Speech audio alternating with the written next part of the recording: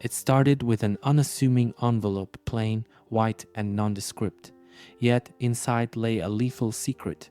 In April of 2013, three such envelopes were intercepted before reaching their intended destinations. Their contents: Ricin, a poison so deadly that even a few microscopic grains could kill.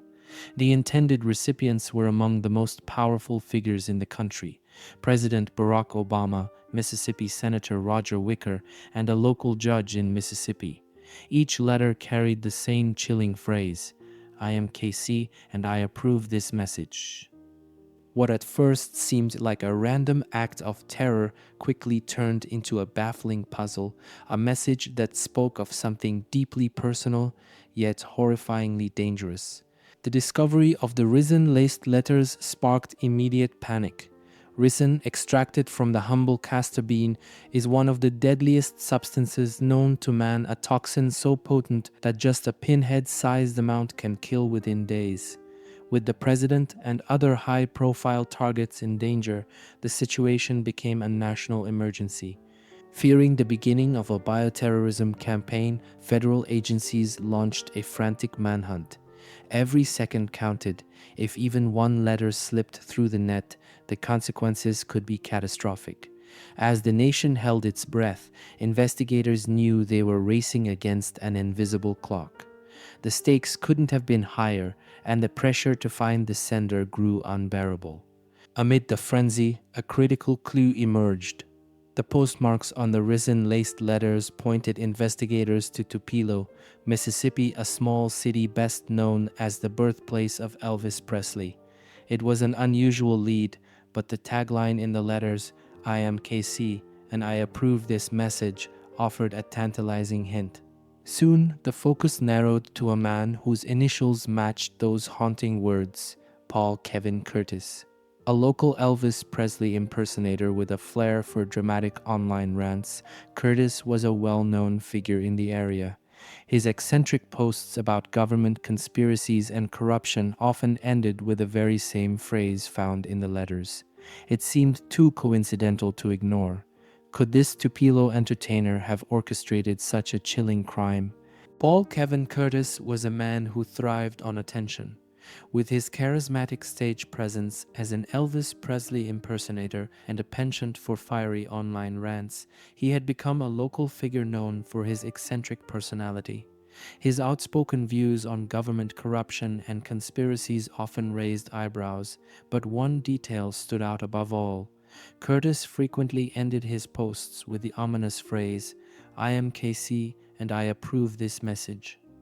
To investigators, it was the missing puzzle piece. The phrase matched the ricin letters perfectly, and Curtis's bold personality seemed to align with someone brazen enough to pull off such a scheme. Convinced they had their man, authorities wasted no time. Paul Kevin Curtis was arrested at his home in Corinth, Mississippi, in what seemed like an open and shut case. But as they would soon discover, appearances can be deceiving. Paul Kevin Curtis wasn't just another Elvis Presley impersonator. He was a man who fully embraced the king's persona, from the slicked back hair to the iconic hip, swiveling moves.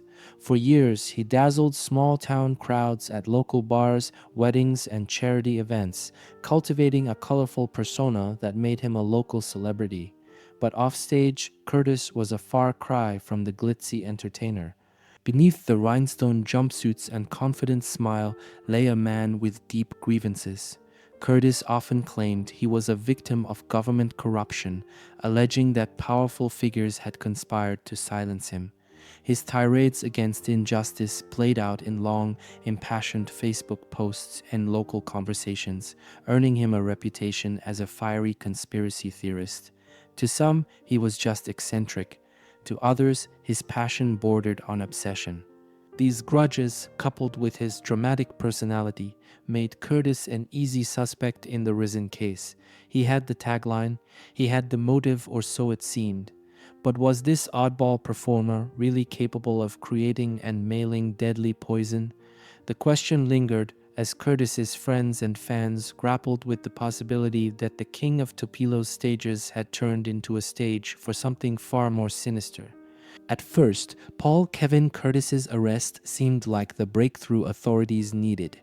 The tagline in the letters matched his online posts, and his outspoken personality made him a seemingly perfect suspect. But as investigators delved deeper, the case against him began to unravel. Forensic teams meticulously searched Curtis's home, expecting to find traces of Ricin or the materials needed to produce it. Instead, they found nothing. No castor beans, no toxic residue, and no evidence linking him to the crime. Investigators began to wonder, if Curtis was behind the Ricin letters, why was there no physical proof? Meanwhile, the media pounced on the story, portraying Curtis as a man teetering on the edge of sanity. The sensational coverage painted him as both a quirky entertainer and a dangerous conspiracy theorist. But as the evidence or lack thereof came to light, public opinion started to shift. Doubts about his guilt crept into the narrative, and the question became unavoidable: had law enforcement made a terrible mistake? Despite the lack of hard evidence, Curtis remained in custody. Behind the scenes, investigators scrambled to salvage their case. The pressure to find answers was mounting, but they were beginning to suspect they had been chasing the wrong man. From the confines of his cell, Paul Kevin Curtis made his first public statement, a heartfelt plea that sent shockwaves through the media. In a televised interview, his voice cracked with emotion as he said, "I respect President Obama and the office of the presidency. I would never hurt anyone. I'm being set up." His words painted a picture of a man caught in a nightmare, bewildered by how his life had spiraled into chaos. Curtis's sincerity struck a chord with many. Friends and fans who knew him as the fun-loving Elvis impersonator rallied to his defense. To them, the idea of Curtis masterminding a bioterrorism plot seemed absurd. His quirky demeanor, his obsession with uncovering corruption, they didn't add up to someone capable of manufacturing a deadly poison. The public began to question the strength of the case against him. If Curtis wasn't guilty, who could have sent the letters? Speculation ran wild, with theories ranging from a larger conspiracy to a personal vendetta. While authorities tried to maintain confidence in their investigation, cracks in their narrative were becoming impossible to ignore. As Curtis sat in his cell, the world around him seemed to be asking the same question. If not him, then who? For Curtis, it wasn't just a plea of innocence, it was a desperate cry for justice in a system that appeared to have failed him. As authorities sifted through Paul Kevin Curtis's past, hoping to uncover the missing pieces of the Ricin puzzle, they stumbled upon an unexpected lead. It wasn't about Curtis's eccentricity or his online rants. It was about a man who seemed to loathe him with a burning intensity. James Everett Dutschke, a martial arts instructor and former politician from Tupelo, had a long history with Curtis. What began as a minor disagreement had snowballed into a bitter feud. The two men, polar opposites in personality, had clashed repeatedly on social media, trading insults and accusations. Their disputes often spiraled into absurd territory, involving bizarre conspiracy theories and petty local disputes. To those who knew them, their rivalry was infamous, even comical at times, but now it seemed anything but funny. Dutschke, a man with a polished exterior, had run unsuccessfully for political office and owned a local martial arts studio. But beneath his professional facade was a volatile personality, and his online exchanges with Curtis often revealed a man who took disagreements personally. As investigators dug deeper into this strange relationship, they began to wonder, could Dutschke's hatred for Curtis have gone beyond words? The rivalry unearthed a new possibility. What if the Ricin letters were not the work of Curtis, but an attempt to frame him? Suddenly, the case against Curtis seemed even shakier, and Dutschke emerged as a new, sinister figure in the unfolding mystery. James Everett Dutschke was no stranger to controversy. On the surface, he appeared to be a respectable figure, a martial arts instructor, a former political candidate, and a family man. He wore the mask of professionalism well, but beneath that polished exterior, a darker side lurked. Whispers about his erratic behavior and shady dealings had long circulated in Tupelo, though few dared to confront him directly. As investigators turned their attention to Dutschke, his name seemed to pop up everywhere. Former acquaintances described him as volatile and quick to anger, particularly when it came to his grudges, and when it came to Paul Kevin Curtis, Dutschke's bitterness was palpable. Their online feuds had escalated beyond mere disagreements, with Dutschke openly mocking and discrediting Curtis at every opportunity. His disdain seemed personal, obsessively so.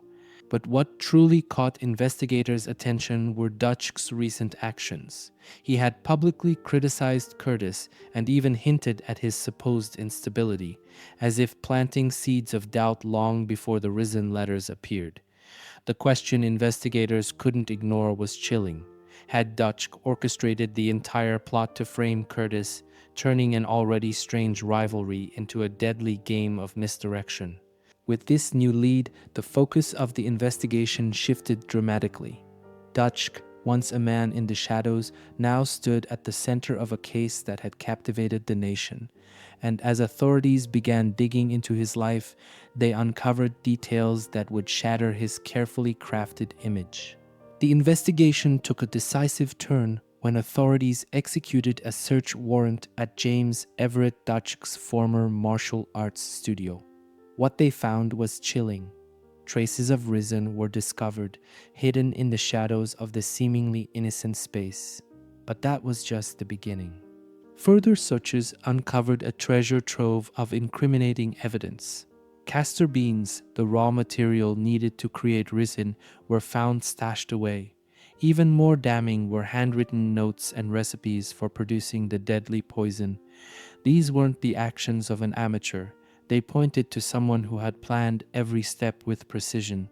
But the most shocking discovery of all was Dutschke's apparent blueprint for framing Curtis. It was clear now. The Ricin letters weren't random acts of terror. They were part of a carefully orchestrated scheme to destroy Curtis's life while deflecting suspicion away from Dutschke. The evidence painted a grim picture of a man willing to wield a deadly weapon to settle a grudge. For investigators, the question was no longer whether Dutschke was involved. It was how far he was willing to go to cover his tracks. After weeks of relentless scrutiny and mounting evidence against James Everett Dutschke, the truth finally emerged. Paul Kevin Curtis was innocent. The Elvis impersonator, whose life had been turned upside down, was officially exonerated and released from custody. For Curtis, the moment was bittersweet. As he stepped out into the daylight, his relief was evident, but so was his frustration. Curtis had been vilified in the media, labeled a bioterrorist, and stripped of his dignity. "I've spent my life entertaining people, not hurting them," he declared to reporters. His voice trembled with both exhaustion and anger. "This has been a nightmare. I'll never get these weeks back, and my reputation will never be the same."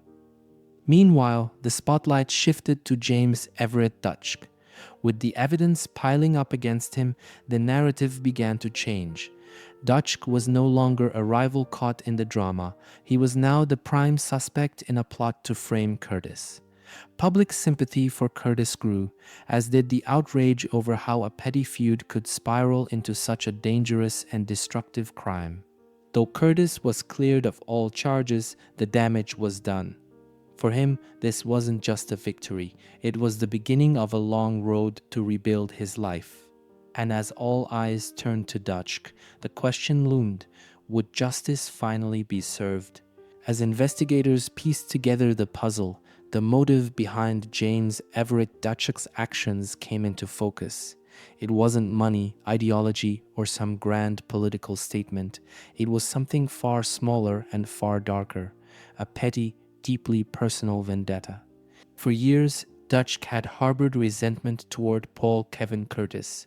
Their rivalry, once confined to online squabbles and local disputes, had festered into an all-consuming hatred.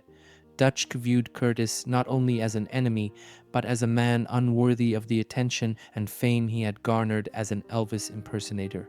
In Dutschke's eyes, Curtis's eccentric personality and conspiracy-driven rants made him an easy target for ridicule, and as it turned out, for something far more sinister. Dutschke's decision to use the Ricin letters wasn't just about causing harm. It was a calculated plan to destroy Curtis's life. By framing him, Dutschke saw an opportunity to not only eliminate his rival, but to revel in the chaos he created. Every step of the scheme, from the ominous tagline in the letters to the deliberate lack of Ricin production materials in Curtis's home, was designed to point investigators toward his nemesis. It was a chilling revelation. A feud born out of petty grievances had escalated into a bioterrorism plot. What should have been a harmless rivalry between two small-town personalities had spiraled into a crime that nearly shook the nation. And for Dutschke, his plan almost worked until investigators uncovered the truth lurking in the shadows. James Everett Dutschke's arrogance knew no bounds. Even as the evidence against him mounted, he met accusations with smug defiance. When questioned about his long-standing feud with Paul Kevin Curtis, he made no effort to hide his disdain, often mocking Curtis as a wannabe and dismissing him as insignificant. But when it came to the Ricin letters, Dutschke vehemently denied any involvement. His confidence was staggering. While federal agents combed through his past and uncovered damning clues, Dutschke openly ridiculed the investigation. He called the mounting evidence circumstantial and accused law enforcement of conducting a witch hunt. To anyone who would listen, he proclaimed his innocence, attempting to turn the narrative in his favor. He even went as far as to taunt investigators, daring them to prove he was the mastermind. But behind the bravado was a man desperate to stay ahead of the game. Dutschke believed he was smarter than the system, that his plan to frame Curtis had been flawless. He mocked the justice system, certain it wouldn't hold him accountable. However, his dismissive attitude only fueled the resolve of those determined to expose the truth. What Dutschke didn't realize was that his arrogance would become his undoing. The case against James Everett Dutschke hit a turning point when federal agents made a damning discovery. His fingerprints. Found on items used to manufacture Ricin, the fingerprints were irrefutable proof of his involvement. The evidence told a chilling story. This wasn't the work of an impulsive mind, but the result of careful, methodical planning. Agents unearthed a trail of recklessness masked by confidence. The castor beans, hidden away in his martial arts studio, bore the marks of his handiwork. Tools and materials linked to Ricin production carried his unmistakable prints. Dutschke had gone to great lengths to hide his actions, but in his arrogance, he left behind the very evidence that would seal his fate. As investigators pieced together the timeline, the depth of his planning became clear. From sourcing the raw materials to crafting a narrative that would point to Paul Kevin Curtis, Dutschke's scheme had been meticulously thought out. He had calculated every step, believing he could manipulate law enforcement into targeting his rival while he escaped unscathed. But the walls were closing in. With every piece of evidence uncovered, his web of lies unraveled further. Dutschke's overconfidence had been his undoing, and now, with his fingerprints tying him directly to the crime, there was no place left for him to hide. In the end, the weight of the evidence was too much for James Everett Dutschke to deny. With his fingerprints found on incriminating items, the Ricin traced back to his possession, and his meticulous plot exposed, Dutschke finally broke. Faced with the inevitability of conviction, he confessed to his role in the Ricin scheme, a calculated and sinister attempt to frame Paul Kevin Curtis. The admission was grim and devoid of remorse. Dutschke detailed how he had crafted the Ricin, written the threatening letters, and carefully constructed a plan designed to destroy Curtis's life while deflecting suspicion away from himself. His confession laid bare the depths of his vendetta, showing just how far he was willing to go to settle a personal grudge. News of his confession reverberated through Tupelo and beyond, leaving the small Mississippi town reeling. How could a seemingly ordinary man, a martial arts instructor and former politician, be capable of such a cold and calculated crime? For Curtis, the confession was vindication, but for the community, it was a shocking reminder of the darkness that can hide behind a facade of normalcy. As the public grappled with the revelations, one question lingered. What kind of hatred drives a man to commit such a dangerous and devastating act? For James Everett Dutschke, the answer was simple. His hatred for Curtis had consumed him completely, leading to his ultimate downfall. As the details of James Everett Dutschke's plot came to light, experts stepped forward to explain the horrifying potential of his weapon of choice, Ricin. Derived from the humble castor bean, Ricin is a toxin with no known antidote. Its potency is staggering. A dose as small as a grain of salt can shut down the body's vital organs within days. Investigators revealed how Dutschke had carefully extracted the poison, a process requiring both precision and patience. Using basic materials, he turned an ordinary plant into a biological weapon. The letters he laced with Ricin were simple in appearance, but their contents were anything but. Each envelope carried a lethal dose, enough to kill anyone who came into contact with it. Experts warned that Ricin's deadliness left no room for error. The letters were intercepted before reaching their targets, but the margin for disaster was razor thin. Had they made it to President Obama, Senator Roger Wicker, or the Mississippi judge, the consequences would have been catastrophic, not just for the individuals, but for national security. The chilling reality of Dutschke's actions cast a shadow over the case. This wasn't just an act of personal revenge, it was a reckless gamble with human lives. His use of such a dangerous weapon underscored the gravity of his crime, leaving no doubt about the devastating toll his plan could have taken. Paul Kevin Curtis had gone from being a beloved Elvis impersonator to one of the most vilified men in America, labeled a potential bioterrorist by law enforcement and the media. But with James Everett Dutschke's confession, Curtis was officially cleared of all wrongdoing. The world now knew the truth. He was innocent. His exoneration brought relief, but it came at a steep cost. The weeks Curtis spent under the glare of public scrutiny had left deep scars. His reputation, once built on his charisma and talent, was now marred by the stigma of being wrongly accused. Friends and fans who had once cheered for him at his performances now spoke in hushed tones about the ordeal, unsure of how to process the events. Curtis himself struggled to move forward. He described feeling humiliated and betrayed by a system that had so easily cast him as the villain. The stress of being labeled a bioterrorist had taken a toll on his mental health, leaving him grappling with anxiety and distrust. "It's hard to believe they thought I could do something like this," Curtis admitted in an emotional interview. "I've spent my life trying to bring joy to people, not harm them." Despite the trauma, Curtis vowed to rebuild his life. He returned to the stage, hoping to reclaim his identity as an entertainer, but the experience had changed him forever. While he was free, the ordeal left a lingering question. Could the damage to his reputation and peace of mind ever truly be undone? James Everett Dutschke's day in court was inevitable, and when it arrived, it marked the culmination of a bizarre and chilling saga. Facing federal charges, including the use of a biological weapon, Dutschke's arrogance finally met the full force of justice. The trial was swift, with prosecutors presenting an airtight case built on overwhelming evidence. The Ricin traces, the castor beans, his fingerprints, and the confession that sealed his fate. In court, Dutschke maintained a defiant demeanor, attempting to downplay his actions and shift blame. But the jury saw through his facade.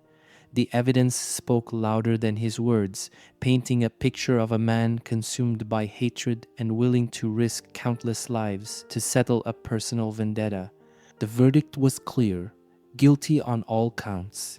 Dutschke's carefully constructed web of lies had crumbled, and he was sentenced to 25 years in federal prison.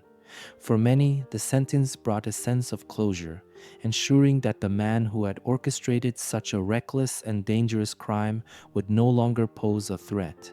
But the case left lingering questions about how personal animosities could escalate into national security threats. For the residents of Tupelo, it was a sobering reminder of the darkness that can hide in even the most familiar faces. For Paul Kevin Curtis, it was a bittersweet end to a nightmare he never should have endured. The Kings of Tupelo case became a cautionary tale about the fragility of justice and the devastating power of unchecked grudges. It revealed how personal vendettas can spiral out of control, drawing innocent people into nightmarish situations and putting countless others at risk. The case also highlighted the dangers of confirmation bias, as investigators initially zeroed in on Paul Kevin Curtis without fully exploring the possibility of a setup. For law enforcement, the case underscored the importance of thorough investigation and the dangers of letting circumstantial evidence dictate the narrative. For the public, it served as a stark reminder of how far some individuals will go to settle scores, regardless of the human or societal cost. Even as James Everett Dutschke's prison sentence brought closure, lingering questions haunted those who followed the case. Could the ordeal have been prevented if authorities had looked deeper into Curtis and Dutschke's rivalry sooner? What if the Ricin-laced letters had made it to their intended targets? And most hauntingly, how does a small-town feud escalate into a crime that nearly shakes the nation? For Paul Kevin Curtis, the ordeal remained a dark chapter in his life, a trauma he carried even as he worked to rebuild his reputation. For Dutschke, it was the ultimate downfall, a man consumed by hatred, whose reckless actions landed him behind bars. The Kings of Tupelo case leaves us with a chilling reality. Sometimes the most dangerous crimes aren't committed by strangers or shadowy figures. They're born out of the grudges we hold against those we know. What do you think about this case? Could it have been prevented, or was it destined to spiral out of control? Let us know your thoughts in the comments below, and don't forget to like, share, and subscribe for more gripping stories like this one. Turn on notifications so you never miss the next chilling tale we uncover.